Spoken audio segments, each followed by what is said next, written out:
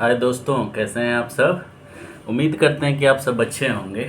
और चलिए, आज एक बहुत ही महत्वपूर्ण आर्टिकल है। वो आर्टिकल आया है द हिंदू में। आप भी उसको एक्सेस कर सकते हैं 11 जुलाई 2024 के हिंदू के एडिशन में। इंटरनेशनल एडिशन या नेशनल एडिशन, किसी में भी आप सर्च करेंगे तो आर्टिकल मिल जाएगा। और इस आर्टिकल का नाम है the case for a caste census. The case for a caste census मतलब इस आर्टिकल में ये बात कही गई है कि कास्ट सेंसस क्यों करना जरूरी है, क्यों होना चाहिए। इसको लिखा है के अशोक वर्धन शेट्टी ने, जो कि पूर्व आईएएस ऑफिसर हैं तमिलनाडु कैडर के, और वाइस चांसलर भी रह चुके हैं इंडियन मैरीटाइम यूनिवर्सिटी चेन्नई के। और ये आर्टिकल मैं क्यों डिस्कस करना चाहता हूँ, उसको समझने के लिए या उस मुद्दे को समझने के लिए जो मैं आपके साथ डिस्कस करना चाहता हूँ, वो मुद्दा ये है कि आखिर इंडियन सोसाइटी का, भारत का कुछ वर्ग या कुछ जातियाँ, कुछ खासे समूह के लोग ही इस कास्ट सेंसस का विरोध क्यों करते हैं। सभी लोग तो नहीं करते। जो हाशिए पर हैं, जो पिछड़े हैं, जो दलित हैं, आदिवासी हैं, वो तो इसका विरोध नहीं करते। डेमोक्रेसी को कहा जाता है, जहाँ पे इलेक्टोरल पॉलिटिक्स होता है, वहाँ पे कहा जाता है कि संख्या की बहुत बड़ी भूमिका होती है। इसको भी हम लोग आगे चल के समझेंगे कि आखिर इस देश में कुछ खास जातियों के लिए, कुछ खास वर्गों के लोग ही नेशनल स्तर पर कास्ट सेंसस के विरोधी क्यों हैं। इस साइकोलॉजी को समझने के लिए आर्टिकल डिस्कस करना बहुत जरूरी है। और इसी के लिए मैं इस आर्टिकल का सहारा ले रहा हूँ। इसके पूर्व में भी मैं एक किताब का डिस्कशन किया है, डॉक्टर जितेंद्र वर्मा का लिखा हुआ जनजातीय गणना पर, जो बिहार सरकार ने कराया कि क्यों जरूरी है। लेकिन इस आर्टिकल को भी हम डिस्कस करते हैं इस रूप में कि आप ये समझ पाएं कि कास्ट सेंसस क्यों जरूरी है, और इसका विरोध करने वाला वर्ग या जाति किसी खास जाति या वर्ग के समूह से ही, या उसी परिदृश्य से, उसी बैकग्राउंड से, उसी खास वर्गों से क्यों आता है, वही क्यों इसका विरोध करता है, किसको इस बात से डर है, उसको समझने और जानने में ये आर्टिकल महत्वपूर्ण भूमिका निभा सकता है। इसीलिए मैं ये चाहता हूं कि आर्टिकल आप भी पढ़ें। ये आर्टिकल शुरू होता है एक बहुत बड़े पॉलिटिकल साइंटिस्ट, राइटर रहे पीटर ड्रकर, उनके कोट से शुरू होता है। कोट मैं पढ़ता हूं आपके सामने। Quote, only what gets measure gets managed. Peter Drucker कहते हैं कि वही चीजें मैनेज की जा सकती हैं, हैंडल की जा सकती हैं अच्छे से, जिनकी गणना हो सके, जिसका मेजरमेंट हो सके। फिर आगे आर्टिकल बढ़ता है, the problems of social groups that has been historically discriminated against in bracket be it by caste, race, religion, gender, disability etcetera bracket closed, cannot be resolve without collecting data group identity wise.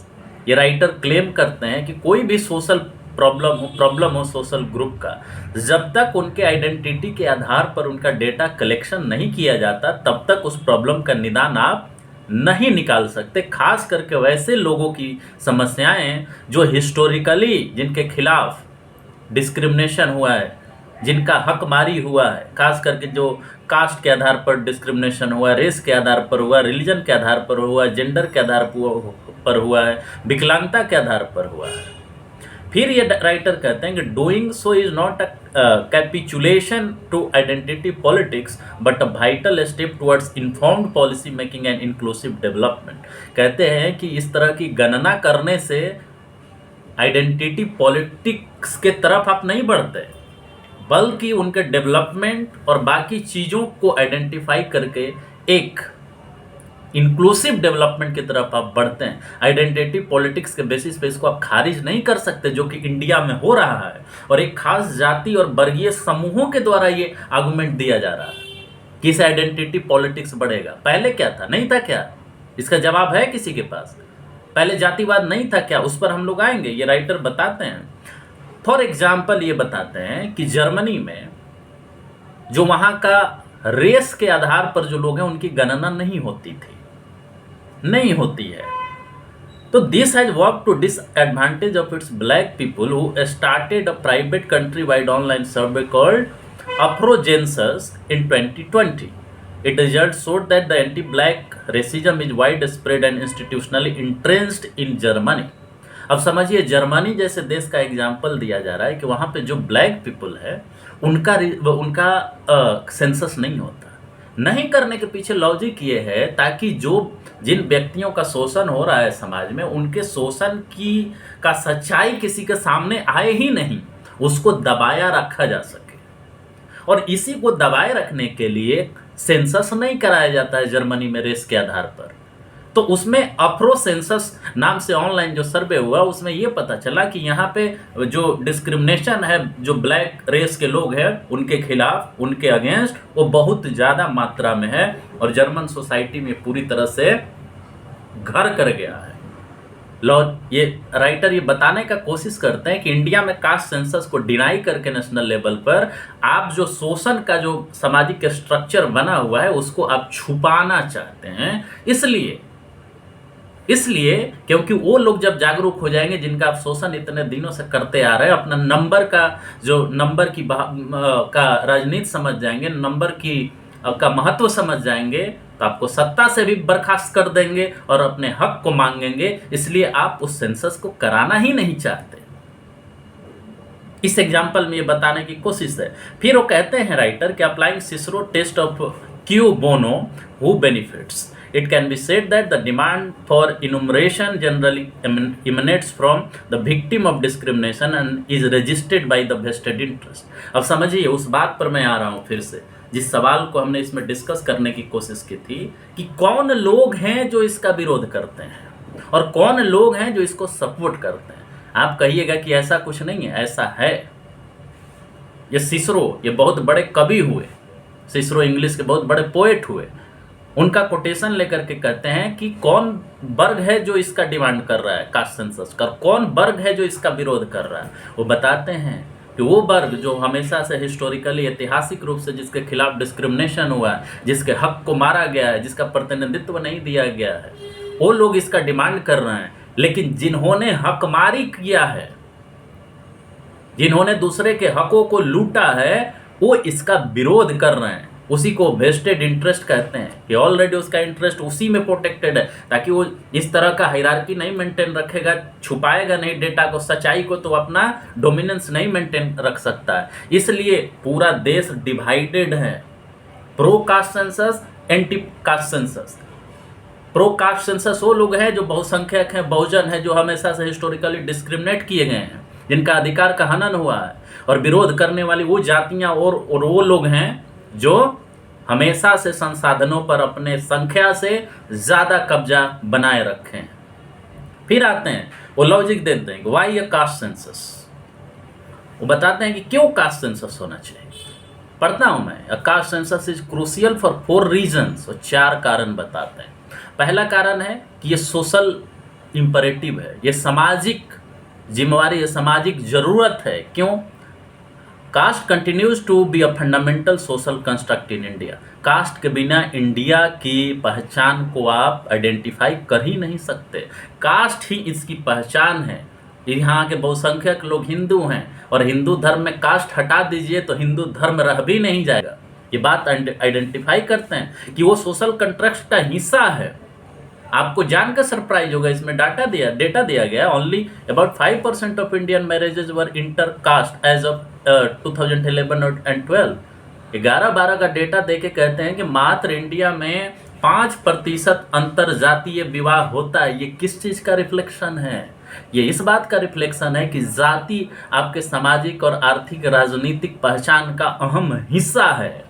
वो बताते हैं the use of caste surnames and caste marks is still widespread. Residential segregation by caste persists. Choices of candidate for elections and minister for cabinet continues to dictated by caste consideration. कहते हैं कि sir name जो लिखा जा रहा है वो cast के द्वारा लिखा जा रहा है, गाड़ी पे कास्ट का पूरा झंडा और टैग छपवाया जा रहा है, रेजिडेंशियल प्लेसेस जो बन रहे हैं वो जाति के आधार पर बन रहे हैं, मिनिस्टर जाति के आधार पर बना रहे हैं, इलेक्शन जाति के कैलकुलेशन के हिसाब से आप उतार रहे हैं, और फिर भी क्या कहते हैं, यहाँ तो कास्ट है ही नहीं, कास्टिज्म है ही नहीं, कास्ट हायरार्की है ही नहीं। ये कितना बड़ा फरेब और झूठ है कि जो सच्चाई है उसी को यहाँ इस देश में डिनाई करने की भरपूर कोशिश होती है। दूसरा कारण बताते हैं कि ये लीगली भी जरूरी है। क्यों लीगली जरूरी है? कि संविधान सोशल जस्टिस की बात करता है, आर्टिकल 15 और 16 की बात आप जानते हैं, तो उसके लिए क्राइटेरिया होना चाहिए ना सोशल जस्टिस के लिए कि हाँ भाई किसको रिजर्वेशन देना है, किसको प्रतिनिधित्व देना है, किसको नहीं देना है। राइटर लिखते हैं कि constitutionally mandated policies of social justice which include reservation in electoral constituency, education, public employment cannot be pursued effectively without detailed caste wise data. Even though the constitution uses the word class instead of caste, various ruling of Supreme Court has held caste as a relevant criterion, sole criterion or dominant criterion for defining a backward class, and have demanded detailed caste wise data for upholding reservation policies. यहाँ पे writer बता रहे हैं कि बहुत सारे जगहों पे जो रिजर्वेशन आपको देना है वो किस आधार पे देंगे सर?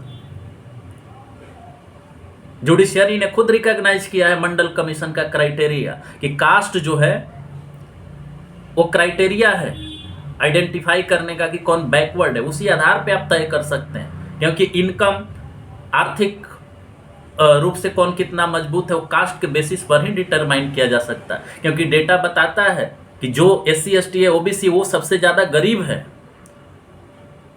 तो सोशियो एडुकेशनल बैकग्राउंड को कैसे आप जानिएगा? उसके लिए कास्ट जानना जरूरी है। ये मंडल कमीशन का रिपोर्ट भी कहता है, और जो इंदिरा साहनी जजमेंट है सुप्रीम कोर्ट ऑफ इंडिया का, उसमें ये माना गया है कि कास्ट एक रीजनेबल क्राइटेरिया है ये मानने का कि कौन बैकवर्ड है, कौन फॉरवर्ड है, कौन पिछड़ा है और कौन अगड़ा है।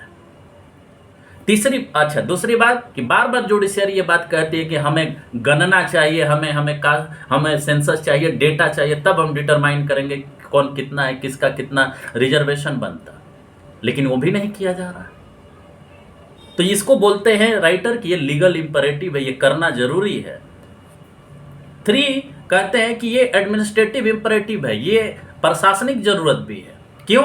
Detailed caste wise data necessary to avoid correct wrongful inclusion of under deserving caste and exclusion of deserving caste, and to guard against a few dominant caste in reserved category crowding out there. It is also needed for categorizing caste within a reserved category and to determine the income wealth criterion for creamy layer.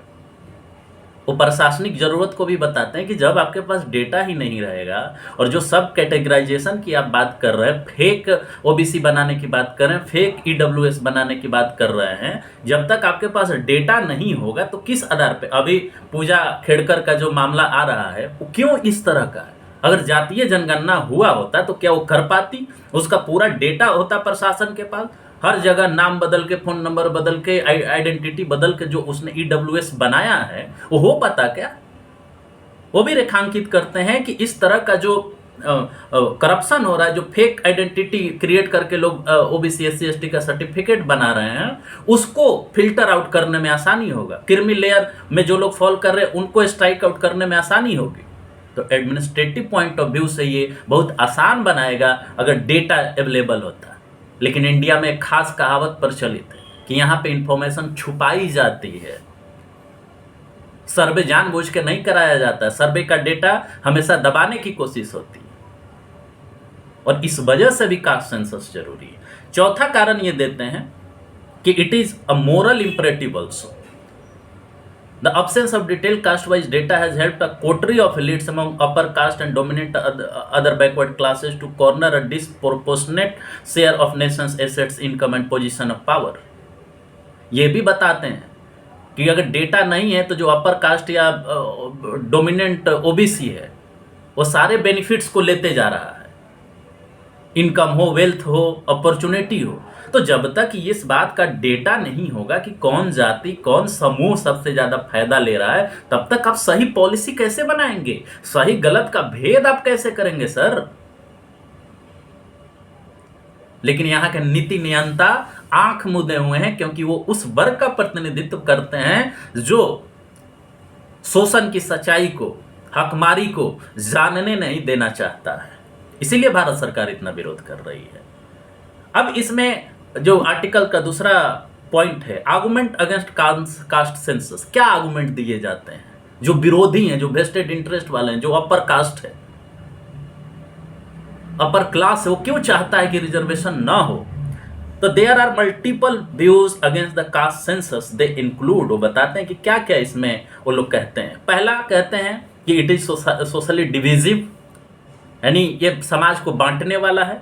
India social division predate census efforts by nearly 3000 year. अब सुनिए argument, कहते हैं कि census करने से 3000 साल पहले से ही कास्ट आइडेंटिटी जो है ऑलरेडी यहाँ एग्जिस्ट करता है, सोशल डिवीजन एग्जिस्ट करता है।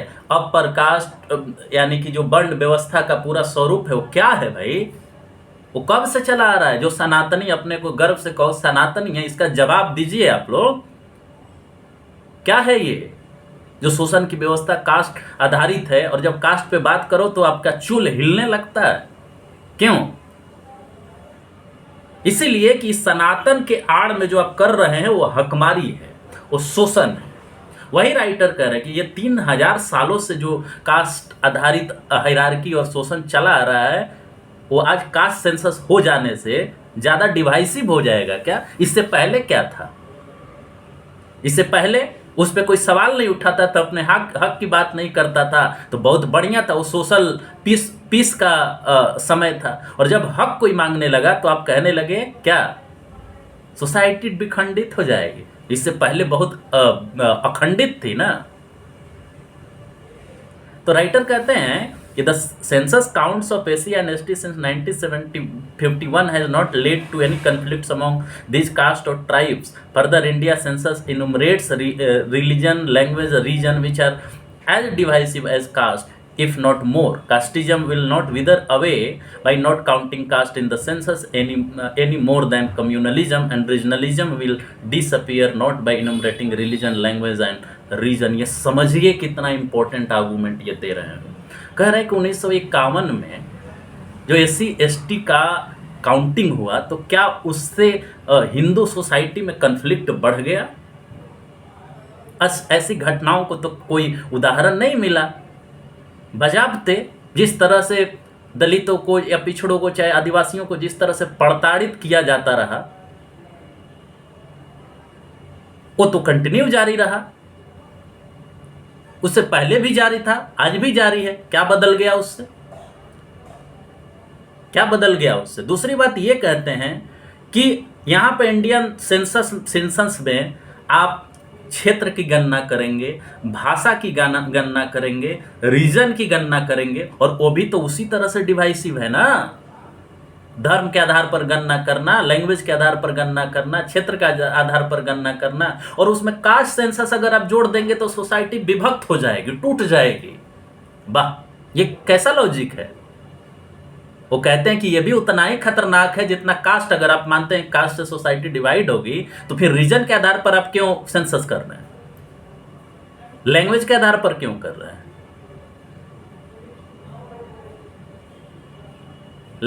रीजन के आधार पर आप क्यों कर रहे हैं? तो कह रहे हैं कि जिस तरह से कास्ट सेंसस कर रही है, बाकी सेंसस करने से, बाकी सेंसस इस आधार पर रीजन, लैंग्वेज और रीजन के आधार पर करने से रीजनलिज्म खत्म नहीं हुआ,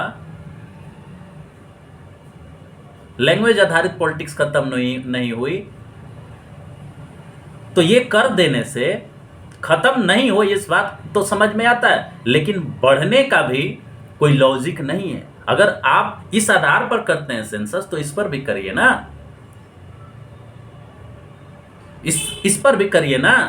सेकंड, वो कहते हैं कि जो इसके खिलाफ जो आर्गुमेंट देते हैं वो लोग क्या कहते हैं कि this is that is an administrative nightmare unlike race which is fuzzy concept but it is still enumerated in many countries such as USA. There is little or no ambiguity about anyone's caste. The government of India has been able to smoothly enumerate 1234 caste in SC category and 698 tribes in ST category. Therefore, it is difficult to understand why enumeration of 4000 odd other caste, most of which are state specific, should pose an intractable problem. अब देखिए एक और बहाना, कैसे बहाना ये लोग जो इसके खिलाफ हैं वो करते हैं कि इससे एडमिनिस्ट्रेटिवली प्रशासनिक रूप से बहुत डिफिकल्ट है। वो बताते हैं कि 1234 ऐसी कैटेगरी में जातियां हैं और 698 ट्राइब्स में हैं। उनकी जनगणना करने में आपको कोई दिक्कत नहीं, कोई परेशानी नहीं है, कोई एडमिनिस्ट्रेटिव डिफिकल्टीज नहीं है।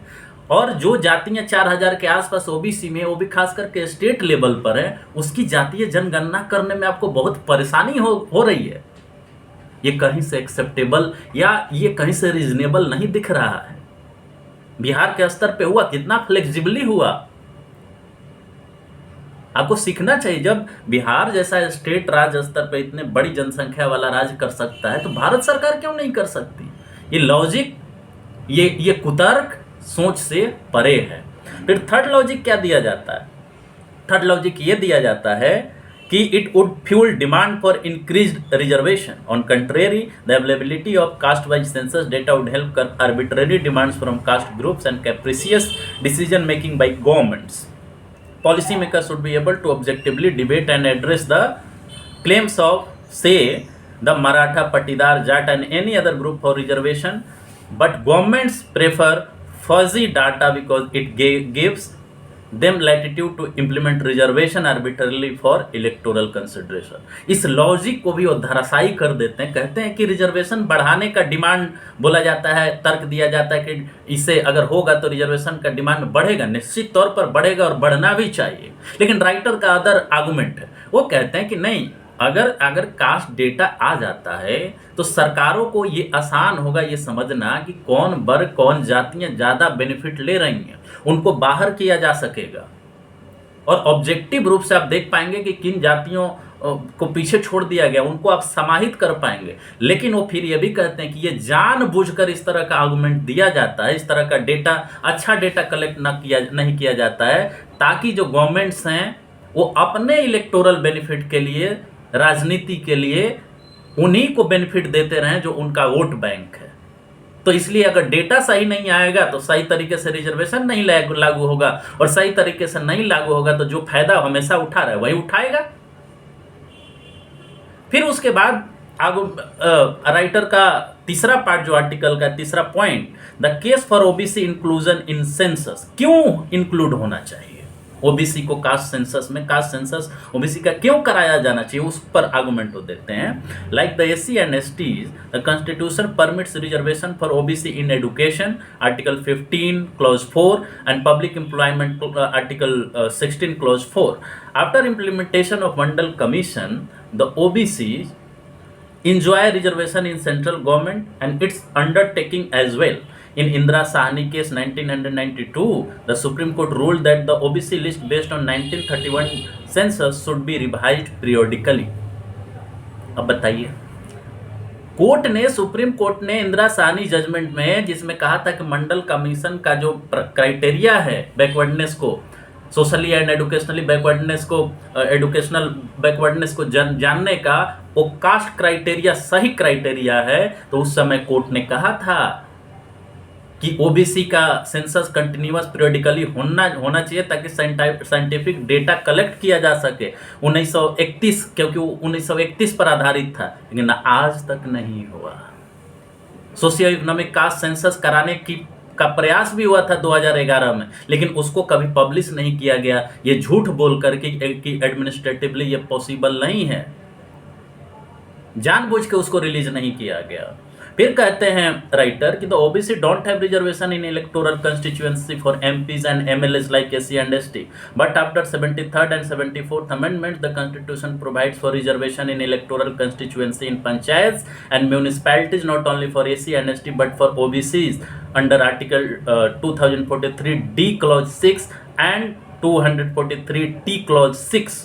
For this, caste-wise, area-wise census data or OBC is essential. Therefore, Government of India have enumerated the OBC at least in 2001 census, but it did not. तो करना चाहिए था।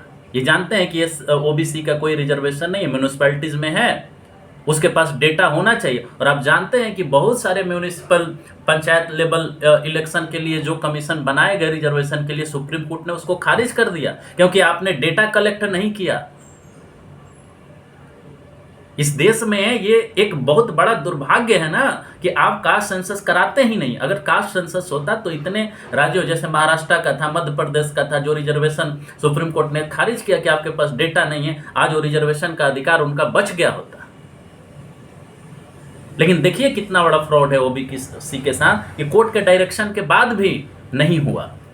फिर whenever state like Uttar Pradesh, Madhya Pradesh, Gujarat, Maharashtra, Karnataka, Orissa, Jharkhand try to implement reservation for OBCs in an election to local bodies, इन राज्यों में जब वहां की सरकारों ने ओबीसी रिजर्वेशन लागू करने का प्रयास किया तब देखिए क्या हुआ। High courts and supreme court stayed the same on ground that there was no caste wise data of OBC. अब बताइए, अगर ये नेशनल कास्ट सेंसस हो जाता तो ये परेशानी आती क्या? इन राज्यों में जो पंचायती राज संस्थाओं में ओबीसी का रिजर्वेशन लागू किया गया, लागू करने का प्रयास हुआ, वहां की हाई कोर्ट्स ने और सुप्रीम कोर्ट ने उसको खारिज कर दिया कि आपके पास कास्ट सेंसस डेटा नहीं है। अब बताइए कितना फ्रॉड हो रहा है ओबीसी के साथ। ये राइटर यहाँ हाईलाइट करते हैं। फिर बोलते हैं कि while one arm of state the judiciary demands caste wise data to uphold reservation, another the executive has avoided enumerating the very same data। बताते हैं कि एक तरफ देखिए तो जुडिशियरी को कास्ट डेटा चाहिए और दूसरी तरफ एक राज्य का अंग है कार्यपालिका, वो इस पे डेटा कलेक्ट ही नहीं करना चाहती क्योंकि उसका वो प्रतिनिधित्व जो कर रही है वो वेस्टेड इंटरेस्ट ग्रुप का कर रही है। वो नहीं चाहती कि दलितों पिछड़ों का प्रतिनिधित्व बढ़े और ये जानबूझकर किया जा रहा है। ये समझिए, ये ऐसे नहीं है कि ये ऑटोमेटिक हो जा रहा है, जानबूझ के वो डेटा कलेक्ट नहीं किया जा रहा है। फिर कहते हैं कि however the 10% reservation for economically weaker sections among those other than OBC, SC and STs, effectively the upper caste लिखा हुआ है, समझिए इस बात, was upheld by Supreme Court in 2022 despite the absence of any supporting empirical data. In view of the EWS reservation, the census should now enumerate all caste including upper caste as it did till 1931। Writer ये बात कहते हैं EWS जो लागू किया गया, कौन data था? कोई डेटा था क्या? कोई इंपेरिकल डेटा था क्या कि ये 10% रिजर्वेशन जो EWS को दिया जा रहा है, उनको रिजर्वेशन अगर देना हुआ सरकार को तो बिना किसी सर्वे का, बिना किसी इंपेरिकल डाटा का रिजर्वेशन दे दिया गया। इस पे सरकार भी चुप रही, जुडिशियरी भी चुप रहा। आप देख रहे हैं कैसा खुलेआम अन्याय हो रहा है। जब ओबीसी के डेटा को कलेक्ट करने की बात होती है तो कोई आपके पास इंपेरिकल डेटा नहीं, उसके लिए डेटा चाहिए रिजर्वेशन के लिए। लेकिन ईडब्ल्यूएस का रिजर्वेशन जब देना हो तो कोई डेटा की जरूरत ही नहीं है। ये कुछ मुट्ठी भर लोगों के लिए जो अपर कास्ट है उनके लिए सब रूल अलग हो जाता है। कौन सी ये इक्वलिटी बिफोर लॉ है? और जुडिशियरी भी इस पर चुप रहती है। सरप्राइज होने वाली, ये राइटर ने नहीं लिखा है लेकिन हम आपसे बोल रहे हैं कि 10% रिजर्वेशन देने के लिए जो 14% हैं उनके लिए कोई इंपेरिकल डेटा की जरूरत नहीं है, किसी सर्वे की जरूरत नहीं है। ओबीसी को देने के लिए सर्वे की जरूरत है, लेकिन सर्वे को एक तरफ राज करा नहीं रहा है और जुडिशियरी को सर्वे चाहिए, तो दोनों का बल्ले बल्ले। ओबीसी जाए तेल लेने। समझ रहे इन बातों को? समझिए बहुत गौर से। फिर कहते हैं ये राइटर कि while census is a union subject the collection of statistics act 2008 empowers state and even local bodies to gather the necessary statistics. So individual state can always do caste survey like Karnataka 2015, 2015 and Bihar 2023 did. But census data carries more authority and less contested. The government's reluctance to enumerate caste as a part of census is legally indefensible and administratively unwise. वो बताते हैं, writer कहते हैं कि ऐसा नहीं है कि राज्य सरकार और पंचायतें ये डेटा कलेक्ट नहीं कर सकती। कलेक्शन ऑफ स्टेटिस्टिक्स एक्ट 2008 उनको एम्पावर करता है, लेकिन यूनियन अगर करे तो ये सबको एक्सेप्टेबल होगा, ज़्यादा इसको कंटेस्टेबल नहीं होगा, इजीली इसको माना जाएगा। और देखिए गवर्नमेंट, ये राइटर कहते हैं कि इस तरह से बचना इस काम से ये अपने आप में लीगली इनडिफेंसिबल है, मतलब आप इसका बचाव नहीं कर सकते, और एडमिनिस्ट्रेटिवली ये बुद्धिहीनता का काम है। आपको ये करना चाहिए लेकिन आप जानबूझ के नहीं कर रहे हैं। फिर राइटर कहते हैं, जो इनका नेक्स्ट पॉइंट है, इस सेकंड लास्ट इनका आर्गुमेंट जो है, how an attempt at caste census failed. देखिए इसमें इन्होंने डिस्क्लोज किया है कि कैसे इसका विरोध किया गया। After considerable lobbying by OBC leaders in 2010 the parliament passed unanimous resolution with Congress and BJP on board calling for caste to be enumerated as part of 2011 census. As per 1931 census, when caste was last enumerated, there were 4,147, 4,147 caste थे उस समय in India, apart from depressed classes, untouchables as they were called them. उनको छोड़ के 4,147 कास्टों को इनुमरेट किया गया था। Unfortunately, socio-economic and caste census 2011 was poorly designed and executed, throwing up a ludicrous figures of 46 lakhs caste and result were never released. देखिए कैसे साजिशन 2010 में पार्लियामेंट में रिजोल्यूशन पास होता है सभी पार्टियों के सहमति से, लेकिन इस तरह से लॉबिंग किया गया, इस तरह से इसको डिफीट किया गया कि जब कास्ट सेंसस कराया गया तो कहा गया कि 46 लाख संख्या में ओबीसी कास्ट आ रहे हैं, इसलिए इसको हम रिलीज नहीं कर सकते, इसको काउंट नहीं कर सकते। अविश्वसनीय। किस आधार पे 46 लाख? कभी किसी को नहीं पता चला कि वो कौन जातियां थी भाई भारत में जो 46 लाख थी। और सबसे बड़ी समस्या, सबसे बड़ी प्रॉब्लम ये कि सोचिए 1931 के आधार पर आपको आज भी रिजर्वेशन मिल रहा है।